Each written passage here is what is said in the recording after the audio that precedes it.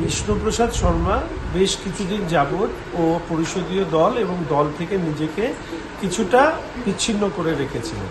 2024 সালে মাননীয় রাজু বিস্তা আমাদের সাংসদ তার বিরুদ্ধে ভোটে দাঁড়িয়েছিলেন। 7টি বিধানসভা মিলে একটা লোকসভা কেন্দ্র হয়, সেখানে 7,000ও ভোট পায়নি। ব্যক্তিগতভাবে আমি মনে করি বন্ধু হিসাবে নিশ্চিতভাবে অন্য দলে যোগ দেওয়া সেটা খারাপ লাগলেও বিষ্ণু যে বিষয়গুলো নিয়ে সোশ্যাল মিডিয়ায় পোস্ট করতো, খুব জানবার আগ্রহ থাকবে যে তৃণমূল কংগ্রেস ওনাকে কি কি প্রতিশ্রুতি দিয়ে দলে যোগ দিয়েছে, সেটা যতক্ষণ না জানতে পারবো তো বলা খুব কঠিন।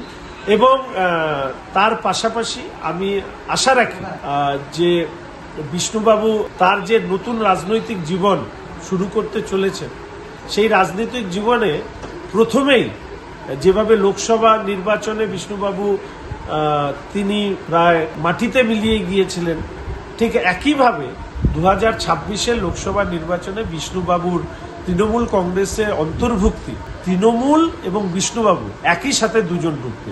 কে কাকে নিয়ে ডুববে আমি বলতে পারবো না, তবে দুজনেই ডুববে এটুকু বলতে পারি। এবং দার্জিলিং জেলা এবার কালিম্পং সহ প্রত্যেকটি সিট আমরা বিপুলভাবে ভারতীয় জনতা পার্টি জয়ী।